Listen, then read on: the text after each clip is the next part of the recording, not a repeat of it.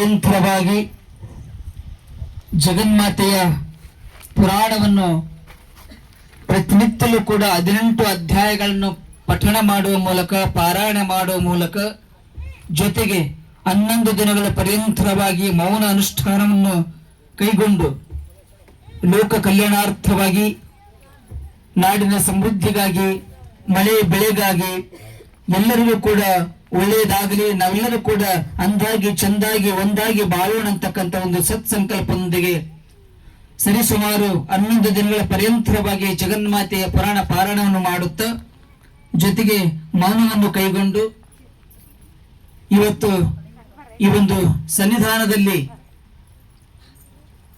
ಆಗಮಿಸಿರ್ತಕ್ಕಂಥ ಸುಲ್ತಾನಪುರದ ಪರಮ ಪೂಜ್ಯರ ಒಂದು ಸಮ್ಮುಖದಲ್ಲಿ, ಅವರ ಅಧ್ಯಕ್ಷತೆಯಲ್ಲಿ, ಅವರ ಆಶೀರ್ವಾದದ ಮೂಲಕ ಮೌನ ಅನುಷ್ಠಾನವನ್ನು ಬಿಟ್ಟು, ಯಪ್ಪ ಮಾಡಿದ ಪಾಪ ಕರ್ಮಗಳೆಲ್ಲವೂ ಕೂಡ ಅದು ಜಗನ್ಮಾತೆಯ ಮತ್ತು ಆಗಮಿಸಿರ್ತಕ್ಕಂಥ ಪರಮ ಪೂಜ್ಯ ದಯಾನಿಧಿಯಾಗಿರ್ತಕ್ಕಂಥ ನಿನ್ನ ಸನ್ನಿಧಾನಕ್ಕೆ ನಾನು ಅರ್ಪಣೆ ಮಾಡ್ತಾ ಇದ್ದೇನೆ. ತಿಳಿಯದ ಮಾಡಿದ ಪಾಪ ಕರ್ಮಗಳನ್ನು ಕೂಡ ನೀನು ತೆಗೆದುಕೊಂಡು ಈ ನಾಡಿಗೆ ಒಳ್ಳೆಯ ಸುಖ ಶಾಂತಿ ಸಮೃದ್ಧಿಯನ್ನು ದಯಪಾಲಿಸತಕ್ಕಂಥ ಒಂದು ಸಂಕಲ್ಪವನ್ನು ಹೊತ್ತುಕೊಂಡಿರ್ತಕ್ಕಂಥ ನಮ್ಮ ಆತ್ಮೀಯರು ಹಿರಿಯರಾಗಿರ್ತಕ್ಕಂತಹ ಈ ಭಾಗದ ಶ್ರೇಷ್ಠ ಪ್ರವಚನಕಾರರಲ್ಲಿ ಓರ್ವರಾಗಿರ್ತಕ್ಕಂಥ ಶ್ರೀ ವೇದಮೂರ್ತಿ ಬಸವಲಿಂಗಯ್ಯ ಶಾಸ್ತ್ರಿಗಳು ಹಿರೇಮಠ ಸಾಕಿನ ದಿದ್ದಿಗಿ ಅವರಿಗೂ ಕೂಡ ಶರಣಗಳನ್ನು ಸಮರ್ಪಣೆಗೈಯುತ್ತಾ, ವಿಶೇಷವಾಗಿ ಅವರ ತಂದೆ ತಾಯಿಗಳು, ಸಹೋದರಿಯರು, ಸಹೋದರ ಹಾಗೂ ವಿಶೇಷವಾಗಿ ಇವತ್ತು ನನ್ನೊಂದಿಗೆ ತಬಲಾ ಸೇವೆಯನ್ನು ಮಾಡುತ್ತಿರುವಂತಹ ಆತ್ಮೀಯರು, ನಾಡಿನ ಹೆಸರಾಂತ ತಬಲಾ ಪಟುಗಳಾಗಿರ್ತಕ್ಕಂತಹ ಶ್ರೀ ಮಲ್ಲಿಕಾರ್ಜುನ ಗೌಡ ಅಡ್ಡಪ್ಪಗೌಡರು ಮುಳ್ಳಸರು ಅವರಿಗೂ ಕೂಡ ಶರಣಗಳನ್ನು ಸಮರ್ಪಣೆಗೈಯುತ್ತ, ವಿಶೇಷವಾಗಿ ಬಹಳಷ್ಟು ಸಮಯ ಆಗಿದೆ ತಾಯಂದಿರು ಬಂದು, ನೀವೆಲ್ಲ ಬಹಳಷ್ಟು ಸಮಯದಿಂದ ಈ ಒಂದು ಕಾರ್ಯಕ್ರಮದಲ್ಲಿ ಭಾಗಿಗಳಾಗುವ ಮೂಲಕ ಉಡಿಯನ್ನು ತುಂಬಿಸಿಕೊಂಡು, ಜೊತೆಗೆ ಜಗನ್ಮಾತೆಯ ಸೇವೆಯನ್ನು ಮಾಡಲಿಕ್ಕೆ ಆಗಮಿಸಿರ್ತಕ್ಕಂಥ ತಮಗೆಲ್ಲರಿಗೂ ಕೂಡ ಶರಣಗಳನ್ನು ಸಮರ್ಪಣೆಗೈಯುತ್ತ, 11 ದಿನಗಳ ಪರ್ಯಂತರವಾಗಿ ಮೌನ ವ್ರತವನ್ನು ಕೈಗೊಂಡು ಇವತ್ತಿನ ದಿನ ವಿಶೇಷವಾಗಿ ನಿಮ್ಮೆಲ್ಲರಿಗೂ ಕೂಡ ತಮ್ಮ ವಾಕ್ಚಾತುರ್ಯದ ಮೂಲಕ ದೇವಿಯ ಪುರಾಣವನ್ನು ಪಠನ ಮಾಡಿರ್ತಕ್ಕಂಥ ಆ ಒಂದು ನಾಲಿಗೆಯ ಮೂಲಕ ಈ ಒಂದು ಕಾರ್ಯಕ್ರಮವನ್ನು ಉದ್ದೇಶಿಸಿ, ಆಗಮಿಸಿರ್ತಕ್ಕಂಥ ಗುರುಗಳನ್ನು ಉದ್ದೇಶಿಸಿ, ಇದು ಕೈಗೊಂಡಿರ್ತಕ್ಕಂಥ ಮೂಲ ಉದ್ದೇಶ ಏನು ಅನ್ನೋದ್ರ ಬಗ್ಗೆ ತಮ್ಮ ಅಮೃತದ ನುಡಿ ಸೇವೆಯನ್ನು ಸದ್ಗುರುನಾಥನ ಪಾದಕ್ಕೆ ಸಲ್ಲಿಸಬೇಕು ಅಂತ ನಾನು ವೇದಮೂರ್ತಿ ಬಸವಲಿಂಗಯ್ಯ ಶಾಸ್ತ್ರಿಗಳವರ ಹತ್ರ ಕೇಳ್ಕೊಳ್ತಾ ಇದ್ದೇನೆ.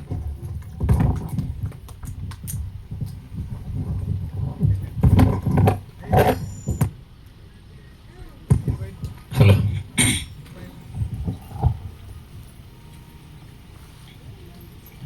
ಶಿವ ಸಾಂಬಜೈ ನಮ ಪಾರ್ವತಿ ಪತಿ ಶಿವ ಹರ ಹರ ಮಹಾದೇವ.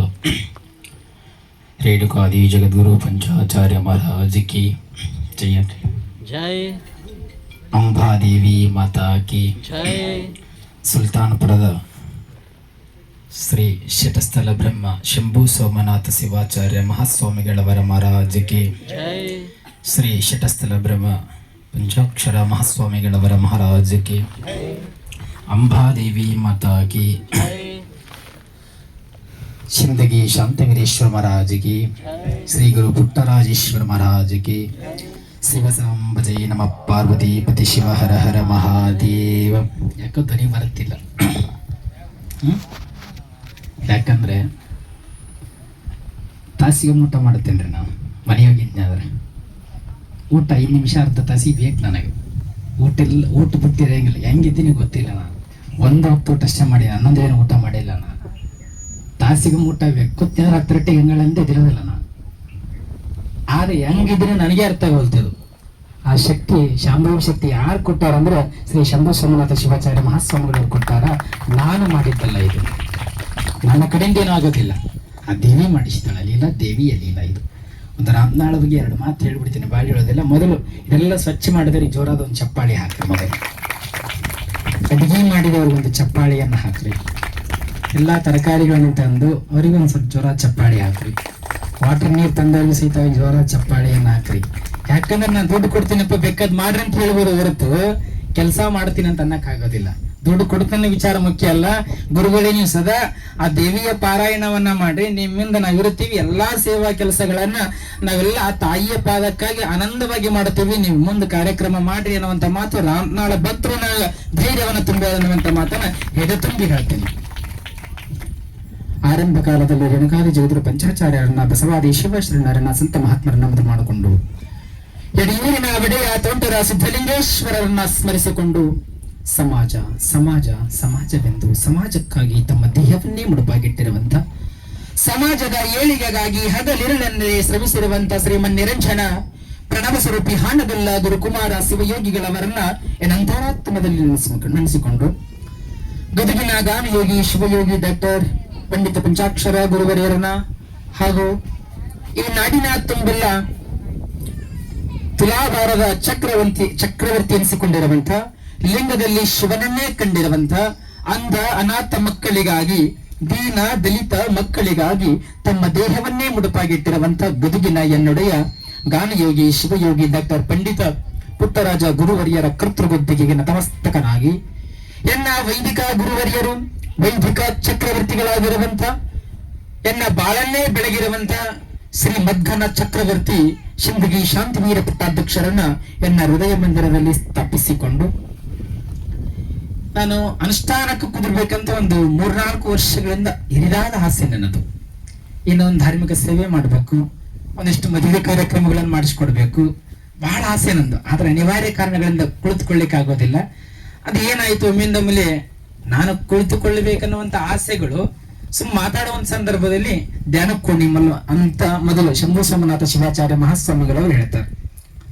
ಹೇಳಿದಾಗ ನನಗೆ ಆಕ್ತತೆ ಇಲ್ರಿ ಅಂತಂದು. ಯಾಕಂದ್ರೆ ಊಟ ಮಾಡೋ ಮನುಷ್ಯ ಅತ್ತ ಸರಳ ಅಲ್ರಿ. ವೈರಾಗ್ಯವನ್ನ ತಾಳಿ ತಪಸ್ಸಿ ಕುಳಿತುಕೊಳ್ಳೋದು ಅದು ಕುಳಿತುಕೊಳ್ಳುತ್ತಾರೆ. ಸಂಸಾರದಲ್ಲಿದ್ದುಕೊಂಡು ತಾಪತ್ರಯ ತಾಕಲಾಟಗಳ ಮಧ್ಯೆ ಉಳಿದುಕೊಂಡು ತಪಸ್ಸು ಅನುಷ್ಠಾನ ಮಾಡುವುದು ಸರಳವಾಗಿರುವಂತ ಮಾತಲ್ಲ. ಅಂದಾಗ ಇರ್ಲಿ, ನೀನ್ ಕೂಡು, ಅನುಕೂಲ, ನಿನ್ನೊಳಗ ಐದ ಅನ್ನುವಂತ ಶಕ್ತಿ ನನಗ್ ಗೊತ್ತಿಲ್ಲ. ಶಂಭು ಸೋಮನಾಥ ಶಿವಾಚಾರ್ಯ ಮಹಾಸ್ವಾಮಿಗಳವರು ತಮ್ಮ ದಿವ್ಯವಾದ ಶಕ್ತಿಯಿಂದ ನನಗೆ ತೋರಿಸಿಕೊಟ್ಟು ಅನುಷ್ಠಾನದ ದಾರಿಯನ್ನು ತೋರಿಸಿರುವಂತ ಮಹಾತ್ಮರು, ಪರಮ ಪೂಜ್ಯರು. ಅಂತ ಮಹಾತ್ಮರ ಪಾದಾರವಿಂದಗಳಿಗೆ ಅನಂತ ಕೋಟಿ ದೊಡ್ಡ ಪ್ರಣಾಮಗಳನ್ನ ಸಮರ್ಪಣೆಗೈಯುತ್ತ ಈ ಊರಿನ ಗುರು ಹಿರಿಯರೇ, ಅಕ್ಕ ತಂಗಿಯರೇ, ಅಣ್ಣ ತಮ್ಮಂದಿರೇ, ನಿಮ್ಮೆಲ್ಲರ ಅಂತರಾತ್ಮದಲ್ಲಿ ಪ್ರಕಾಶಮಾನವಾಗಿರುವಂತ ದಿವ್ಯ ಚಿಜ್ಯೋತಿಗೆ ಶರಣಾರ್ಥಿಗಳು. ಚಪ್ಪಳೆ ಆಗ್ಬಾರ್ದ್ರಿ, ನಾನು ಮಾತಾಡಕ್ ಪ್ರಯತ್ನ ಮಾಡತ್ತೇನೆ ನಿಮ್ ಜೊತೆಗೆ. ಶರಣಾರ್ಥಿಗಳಂತ ನೀವೇನ್ ಅನ್ಬೇಕು?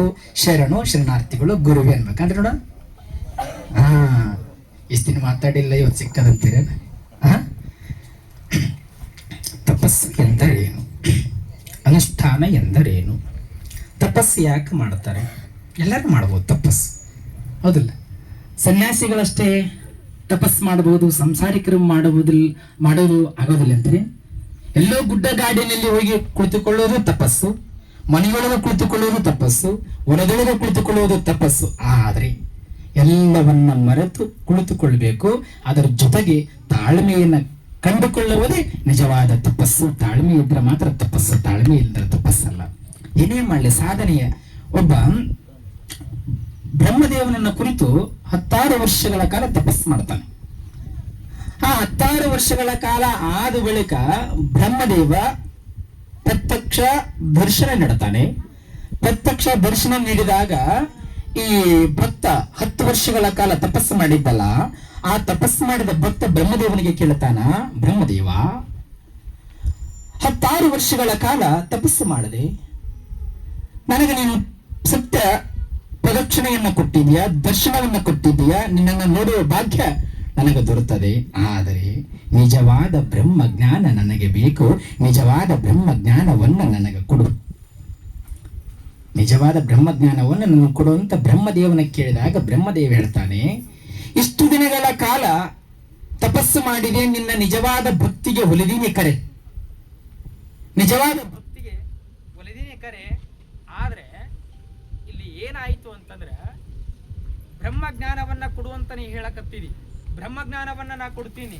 ಆ ಬ್ರಹ್ಮ ಜ್ಞಾನವನ್ನು ಅರಗಿಸಿಕೊಳ್ಳುವ ಶಕ್ತಿ ನಿನ್ನಲ್ಲಿದೆಯಾ? ಅರಿಸಿಕೊಳ್ಳೋ ಶಕ್ತಿ ಬೇಕಲ್ರಿ. ಉದಾಹರಣೆ ಡಾಕ್ಟರ್ ತಗೋದಿ ಓವರ್ಡೋಸ್ ಕೊಟ್ರೆ ಏನಾಕೈತ್ರ ಅದು ಏನೋ ಅಸ್ತವ್ಯಸ್ತ ದೇಹದೊಳಗಾಗಿ ತೊಂದರೆ ಭಾಳಷ್ಟು ಸ್ಪೀಡ್ ಆಗ್ತೀವಿ ನಾವು. ಹಂಗ ನೀನು ಕೇಳಿದ್ದು ಭಕ್ತರಿಗೆ ಏನು ಹೇಳ್ತೀನಿ, ವಾಕ್ ಶುದ್ಧಿಯನ್ನು ಕೊಡ್ತೀನಿ, ಏನು ಬೇಕಾದ್ದು ಮಾಡುವಂಥದ್ದು ಕೊಡ್ತೀನಿ, ನಿನ್ನಲ್ಲಿ ಅರಗಿಸಿಕೊಳ್ಳುವ ಶಕ್ತಿ ಇಲ್ಲ. ತಪಸ್ಸಂದ್ರೆ ಮೊದಲನೆಯ ಹೆಜ್ಜೆ ಇದು ನಿನಗೆ. ತಪಸ್ಸಂದ್ರೆ ಮೊದಲನೇ ಹೆಜ್ಜೆ ನಿನಗೊಂದು ಹಂತವಾಗಿ ಇಂತಿಷ್ಟು ಆಶೀರ್ವಾದವನ್ನು ಮಾಡ್ತೀನಿ. ಅದು ಹೆಂಗೆ ಮಾಡ್ಬೇಕಂದ್ರೆ ಅತಿ ನಿನಗೆ ಏಕದ ಎಲ್ಲ ವಿಚಾರದೊಳಗೆ ಬ್ರಹ್ಮಜ್ಞಾನದ ಶಕ್ತಿಯ ನಾನು ನಿನಗೆ ಕೊಟ್ಟೆ ಅಂತಂದ್ರೆ ಮನೆಯನ್ನು ಬಿಟ್ಟು ಹೋಗಬಹುದು, ಮನೆಯ ಎಚ್ಚರ ನಿನಗಿರುವುದಿಲ್ಲ. ಆ ಅಜ್ಞಾನ ಅಂಧಕಾರದಲ್ಲಿ ಹೋಗುತ್ತಾ ಪರಮಾತ್ಮನ ಮುಕ್ತಿಯನ್ನು ಪಡಿತೆ ಕರೆ. ಇದಕ್ಕೆ ಬ್ರಹ್ಮಜ್ಞಾನ ಪಡೆದುದರಿಂದ ಹೆಚ್ಚಿನ ಜ್ಞಾನ ನಿನಗೆ ಆಗಿದ್ದರಿಂದ ತಾಳುವಂಥ ಶಕ್ತಿ ನಿನಗಿಲ್ಲದ್ದರಿಂದ ನೀನು ಊರೂರು ಅಲಿತ ಸಂಚಾರವನ್ನ ಮಾಡುತ್ತಿ. ನಿಜವಾದ ಬ್ರಹ್ಮಜ್ಞಾನವನ್ನ ಶಕ್ತಿಯನ್ನ ಆರಗಿಸಿಕೊಂಡು ಉಳಿದರೆ ಮಾತ್ರ ಗದುಗಿನ ಗಾನ ಯೋಗಿ ಶಿವಯೋಗಿ ಡಾಕ್ಟರ್ ಪಂಡಿತ ಪುಟ್ಟರಾಜ ಗುರುವರಿಯರಂತಾಗಿ ನೆಲೆನಿಂತು ಭಕ್ತರನ್ನು ಉದ್ಧಾರ ಮಾಡಕ್ಕೆ ಸಾಧ್ಯ. ಒಂದೇ ಜಾಗದೊಳಗ ಸಾಧ್ಯ ಇಲ್ಲ. ಬ್ರಹ್ಮವರ ಕೊಟ್ಟಾನ ಅರಗಿಸಿಕೊಂಡು ಭಕ್ತರಿಗೆ ಹಂತವಾಗಿ ಬಂದಿರ್ತಾ ಭಕ್ತರಿಗೆ ಉದ್ಧಾರವನ್ನ ಮಾಡುವಂತ ಶಕ್ತಿ ಅಂತ ಲಿಂಗ ಪೂಜೆ ಅನುಷ್ಠಾನದಲ್ಲಿದೆ. ನಮ್ಮ ಗದುಗಿನ ಗಾನಯೋಗಿ ಶಿವಯೋಗಿ ಡಾಕ್ಟರ್ ಪಂಡಿತ ಪುಟ್ಟರಾಜ ಗುರುವರು ಹೆಂಗ ತ್ರಿಕಾಲ ಪೂಜೆಯನ್ನು ಗೈತು ಹೊರಟಿದ್ರು, ಅದೇ ಪ್ರಕಾರವಾಗಿ ಶತಸ್ಥಲ ಬ್ರಹ್ಮ ಶಂಭು ಸೋಮನಾಥ ಶಿವಾಚಾರ್ಯ ಮಹಾಸ್ವಾಮಿಗಳವರು ಸಹಿತವಾಗಿ ತಮ್ಮ ಲಿಂಗ ಪೂಜೆಯ ಅನುಷ್ಠಾನದ ಶಕ್ತಿಯಿಂದ ತಮಗಾಗಿ ಮಾಡುತ್ತಿಲ್ಲ, ಭಕ್ತರ ಉದ್ಧಾರಕ್ಕಾಗಿ ಜಗದೊಳಗೆ ಮಾಡ್ತಾ ಇದ್ದಾರೆ. ಅವರ ಅನತಿಯೊಳಗೆ ಅವ್ರು ಹೇಳಿದ್ದರಿಂದ ನನಗೆ ಒಂದು ತಪಸ್ಸನ್ನು ಮಾಡಲಿಕ್ಕೆ ಸಾಧ್ಯ ಆಯಿತು ಅನ್ನುವಂಥ ಮಾತು ಎಲ್ಲರಿಗೆ, ಈ ಬ್ರಾಹ್ಮಣ ಗ್ರಾಮದ ಭಕ್ತರಿಗೆ ಒಳ್ಳೇದಾಗಲಿ ಅನ್ನುವಂಥ ಮಾತನ್ನು ಹೇಳ್ತಾ ಕೊನೆಯ ಮಾತು ಹೇಳಿಬಿಟ್ಟು ಬಿಡ್ತೀನಿ. ಹೆಣ್ಮಕ್ಳಿಗೆ ಏನು ಹೇಳ್ತೀನಿ ಅಂತಂದ್ರೆ, ತಾಯಂದ್ರ ಬೆಳಗ್ಗೆ ಭಾಳ ಖುಷಿ ಆಯಿತು. ಬೆಳಗ್ಗೆ 5 ಗಂಟೆ ಬಂದೆ, 5 ಗಂಟೆಗೆ ಬಂದಿರಿ, 4 ಗಂಟೆಗೆ ಇವರೆಲ್ಲ ಗಣಮಕ್ಳು ಬಂದ ನಮ್ಮ ಅಪ್ಪಣ್ಣನ ಸೇವೆ ನಾವು ಎಂದೂ ಮರಿಲಿಕ್ಕಾಗೋದಿಲ್ಲ. ಜೋರ ಚಪ್ಪಾಳಿ ಹಾಕಿ ಪಟ್ಟದೇವರುಗಳಿಗೆ ಭಾಳ ಸೇವೆ ಮಾಡ್ತಾರೆ. ನಾವು ಪುರಾಣಕ್ಕೆ ಹೋಗಿ ಅಲ್ಲಿ ನಮ್ಗೆ ಸೇವೆ ಮಾಡ್ತಾರೆ. ಯಾವುದೇ ರೀತಿ ತೊಂದರೆ ಇಲ್ಲಂಗೆ ನಾ ಕೇಳಲಾದಂಗೆ ಮೂಕು ಸೊನ್ನೆ ಮಾಡುತ್ತಿದ್ದೆ. ನನ್ನ ಕೈಯೊಳಗೆ ಹಂಗೆ ನೀರು ಬಿಟ್ಕೊಂಡು ಕೊಡೋದು, ಹಾಸಿಗೆ ಹಾಸೋದು ಯಾರು ಮಾಡ್ತಾರೆ? ಇದು ಸಾಮಾನ್ಯವಾಗಿರ್ತಕ್ಕಂಥ ಸೇವೆ ಅಲ್ಲ, ಇದು ದೊಡ್ಡ ಹಿರಿದಾದ ಆಗಿರ್ತಕ್ಕಂಥ ಸೇವೆ. ಜೋರಾದ ಚಪ್ಪಾಳಿಯನ್ನು ಹಾಕಿ ಇನ್ನೊಂದು ಮಾತು ಯಾಕೆ ಹೇಳ್ತೀನಿ ಅಂದರೆ, ಇವತ್ತಿನ ದಿನಮಾನಗಳಲ್ಲಿ ಹಂಪಣ್ಣನವ್ರ ತಾಯಿ ಕುರಿತು ಮಾತಾಡ್ತೀನಿ. ಇವತ್ತಿನ ದಿನಮಾನಗಳಲ್ಲಿ ಆಸ್ತಿಯನ್ನು ಕೊಟ್ಟಿಲ್ಲ ಅಂತ ಮಕ್ಕಳು ಜಗಳಾಡುವ ಮಕ್ಕಳಿದ್ದಾರೆ. ಆದರೆ ಹಂಪಣ್ಣನವರ ತಾಯಿಯ ಗರ್ಭ ಪುಣ್ಯದ ಗರ್ಭ, ಸಾಮಾನ್ಯವಾಗಿರುವಂಥ ಗರ್ಭ ಅಲ್ಲ. ತನ್ನ ಆ ತಾಯಿಯ ಗರ್ಭದಿಂದ ಇವತ್ತು ಸಮಾಜದತ್ತ ಯಾವುದೇ ಆಸೆ ಇಲ್ಲ, ಆಕಾಂಕ್ಷೆ ಇಲ್ಲ, ಏನಿಲ್ಲ ಮನುಷ್ಯಗೆ. ನಿನ್ನೆ ಅವ್ರು ಯಾರು ಹೊಲ ಮಾಡಕ್ಕೆ ಬಂದಾರ, ಕೊಡೋದಿದ್ರೆ ಟೆಂಟಿಗೆ ರೊಕ್ಕ ಕೊಡ್ರಿಪ್ಪ, ನಾನು ಏನು ಬೇಡ. ಒಂದಿನ ಅಲ್ರಿ ದಿನ ನೋಡಕತ್ತೀನಿ ಅನ್ನೋದನ್ನ ಅದು ಮಲಗಿದ್ದೇ ನೋಡಿಲ್ಲ ನಾನು, ನಿಜವಾಗ್ಲೂ ಹೇಳ್ತಾನೆ. ಅದಕ್ಕೆ ಆ ತಾಯಿ ಪುಣ್ಯದ ಗರ್ಭದ ತಾಯಿ ಅಂತ ಮಲಗದೇ ನೋಡಿಲ್ಲ. ಎಷ್ಟೊತ್ತಿಗೆ ಹೇಳ್ತಾನ, ಎಷ್ಟೊತ್ತಿಗೆ ಬಿಡ್ತಾನ. ಸಂತರಿ ಆಗ್ತಕ್ಕಂಥವರಿಗೆ ನಿದ್ದೆ ಇರುವುದಿಲ್ಲ, ನಿದ್ದೆ ಕಡಿಮೆ, ನಿರಡಿಗೆ ಕಡಿಮೆ, ಎಲ್ಲ ಕಡಿಮೆ. ಎಂದೋ ಮನೆ ಬಿಟ್ಟು ಹೋಗ್ಬೇಕಾ ನನ್ನ ಒಂದು ನಾನು ಅನುಭವದ ಪ್ರಕಾರ ಹೇಳಕತ್ತೀನಿ. ಆದರೆ ಯಾವುದೋ ಒಂದು ಶಕ್ತಿ ಹಿಡ್ಕೊಂಡು ನಿಂತೈತಪ್ಪ, ಆ ತಾಯಿ ಶಕ್ತಿ ಇರ್ಬೋದು ಅಂತೀನಿ. ಆ ತಾಯಿಯ ಶಕ್ತಿ ಅಜಾತನಾಗ್ಲಿಂಗರಿ ಹೆಂಗಾಯಿತು ಅವ್ರಿಗೆ ಹಂಗಾಗ್ಲಿ ಅಂತ ತಿಳ್ಕೊಂಡು ಆ ದೇವಿಯ ಮುಖಾಂತರ ನಾನು ಪ್ರಾರ್ಥನೆಯನ್ನು ಮಾಡ್ತೀನಿ. ಜೋರಾದ ಚಪ್ಪಾಳಿ ಏನಾಗ್ತೀನಿ ಏನು ಹೇಳ್ತೀನಿ ಅಂತಂದ್ರೆ ಅಂದರೆ, ಹೆಣ್ಮಕ್ಳಿಗೆ ದಂಡೆ ಯಾಕೆ ಹಾಕ್ತಾರೆ ಹೇಳಿ? ಅದಕ್ಕೆ ಹಾಕ್ತಾರಮ್ಮ ದಂಡಿ ಎದಕ್ಕೆ ಹಾಕ್ತಾರ? ಆರತಿ ಕಳಸರಿಗೆ ಬೆಳಗ್ತಾರೆ. ಕಳಸಂತ್ರಿ ಆರತಿ ಎದಕ್ಕೆ ಬೆಳಗ್ತಾರೆ ಹೇಳ್ರಿ ನೋಡೋಣ. ಮುತ್ತೈದರ ಎಲ್ಲದರಿ ಎದಕ್ಕೆ ಅಂದ್ರೆ ದಂಡಿ ಯಾಕೆ ಹಾಕ್ತಾರ ಅಂತಂದ್ರೆ, ತವರ ಮನೆಯಿಂದ ಗಂಡನ ಮನೆ ದಂಡಿ ಹಾಕಿದ್ಮೇಲೆ ತವರ ಮನೆಯ ದಾಟಿಕೊಂಡು ಬಂದು ಗಂಡನ ಮನೆಯೊಳಗ ಹಿರಿದಾದ ಹೆಸರು ತಾರ್ತೀನಿ. ಒಂದು ದಂಡೆಯಿಂದ ಇನ್ನೊಂದು ದಂಡೆಯನ್ನ ದಾಟಿ ಮುಕ್ತಿಯ ಪಥವನ್ನ ಮುಡ್ತೀನಿ ಅಂತ ತಿಳ್ಕೊಂಡು ನಮಗೆ ತಾಯಂದ್ರಿಗೆ ದಂಡಿ ಹಾಕ್ತಾರೆ. ಹಂಗ ಆಗೋದಿಲ್ಲ. ಇನ್ನೊಂದು ಕೊನೆಯದು ಆರತಿ ಬೆಳಗುತ್ತೀರಿ. ಯಾಕೆ ಬೆಳಗ್ತಾರೆ? ಎರಡು, ಒಂದು ತವರ ಮನೆಯ ಒಂದು ದೀಪ ಇರ್ತದ, ಒಂದು ಗಂಡನ ಮನೆಯ ದೀಪ ಇರ್ತದ, ಅದರ ಮಧ್ಯೆ ಕಳಸಿರ್ತೀವಿ. ಆ ಕಳಸ ಅನ್ನೋದು ದೇವರು. ಆ ತವರ ಮನೆ ದೀಪ ಅಂತಾರಂತೆ, ಗಂಡನ ಮನೆ ದೀಪ ಅಂತಾರಂತೆ. ತವರ ಮನೆ ದೀಪ ಏನಂತಾರಂತ, ನನ್ನ ತವರ ಮನೆ ಹೆಸರು ಬೆಳಗ್ತೀನಿ, ಘರತಿಯಾಗಿ ಬಾಳನ್ನ ಬಾಳಿ ನನ್ನ ಇಡೀ ತವರ ಮನೆ ಹೆಸರು ನಾ ತಂಬರ್ತೀನಿ ಅಂದ ಗಂಡನ ಮನೆ ಅಂತಾರಂತ.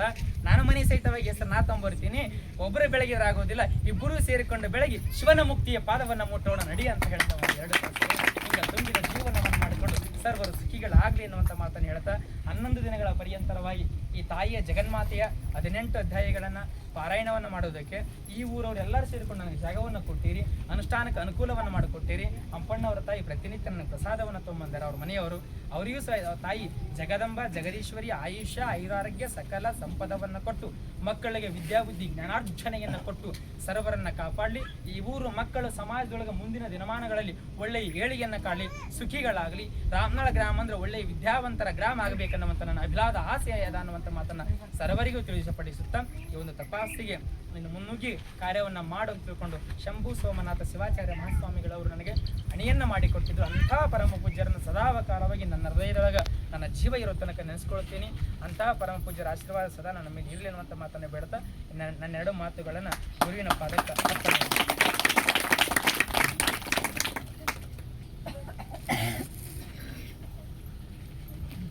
ಇದುವರೆಗೂ ಕೂಡ 11 ದಿನಗಳ ಪರ್ಯಂತರವಾಗಿ ಕೈಗೊಂಡಿರ್ತಕ್ಕಂತಹ ಮೌನ ಅನುಷ್ಠಾನದ ಜೊತೆಗೆ ಜಗನ್ಮಾತೆಯ ಪಾರಾಯಣ ಸೇವೆ ನಾನು ಯಾಕೆ ಕೈಗೊಂಡದ್ರ ಬಗ್ಗೆ ಅತ್ಯಂತ ಅರ್ಥಪೂರ್ಣವಾಗಿರ್ತಕ್ಕಂತಹ ತಮ್ಮ ಅನುಭವದ ನುಡಿ ಸೇವೆಯನ್ನು ನಮ್ಮೆಲ್ಲರಿಗೂ ಜೊತೆಗೆ ಸದ್ಗುರುನಾಥನ ಚರಣಾರವಿಂದಗಳಿಗೆ ಸಮರ್ಪಣೆಗೈದಿರ್ತಕ್ಕಂತಹ ಶ್ರೀ ವೇದಮೂರ್ತಿ ಬಸವಲಿಂಗಯ್ಯ ಶಾಸ್ತ್ರಿಗಳು ದಿದ್ದಿಗೆಯವರಿಗೆ ನಮ್ಮೆಲ್ಲರ ಜೋರಾದ ಚಪ್ಪಾಳೆ ಮೂಲಕ ಅವರಿಗೆ ಅಭಿನಂದನೆಗಳನ್ನು ಸಲ್ಲಿಸೋಣ. ಮುಂದಿನ ಕಾರ್ಯಕ್ರಮ ನಮ್ಮ ಬಸವಲಿಂಗಯ್ಯ ಶಾಸ್ತ್ರಿಗಳು ನಡೆಸಿಕೊಡ್ತಾರೆ. ನಾವೆಲ್ಲರೂ ಕೂಡ ಅತ್ಯಂತ ಶಾಂತಿಯಿಂದ ಈ ಕಾರ್ಯಕ್ರಮಕ್ಕೆ ಅಣಿಯಾಗೋಣ. ನನ್ನ ಮಾತಾದರೆ ಈ ಪೂಜೆ ಏನು ಮಾಡಲಿಲ್ಲ ನಾವು, ಯಾಕಂದ್ರೆ ನನ್ನ ಮೊದಲು ಎಲ್ಲರಿಗೆ ಆಸೆಗಳಿರ್ತಾವೆ. ಅದ್ರ ಜೊತೆಗೆ ಜೋರಾದ ಚಪ್ಪಾಳೆ ಹೆಂಗೆ ಆಗ್ಬೇಕಂದ್ರೆ ಈ ಗಡಿನಾಡನ್ನು ಕೈತಕ್ಕಂಥ ಯೋಧರಿಗೆ ರೈತನಿಗೆ ಒಂದು ಜೋರಾದ ಚಪ್ಪಾಳೆ ಏನಾಗ್ತದೆ. ಗಡಿನಾಡಿನ ಯೋಧರು ಚೆನ್ನಾಗಿದೆ, ನಾವು ಚೆನ್ನಾಗಿರ್ತೀವಿ ಅನ್ನೋಂಥ ಮಾತಿನ ಹೇಳ್ತಾ ಈ ಒಂದು ಕಾರ್ಯಕ್ರಮದ ಕುರಿತು ಪರಮ ಪೂಜ್ಯರು ತಮ್ಮ ಅನಿಸಿಕೆಗಳನ್ನು ಹೇಳಬೇಕೆಂದು ತಮ್ಮಲ್ಲಿ ಮನವಿ ಕುರಿತು ನಂಬತ್ತುಗಳನ್ನು ತಿಳಿಸ್ತಾರೆ.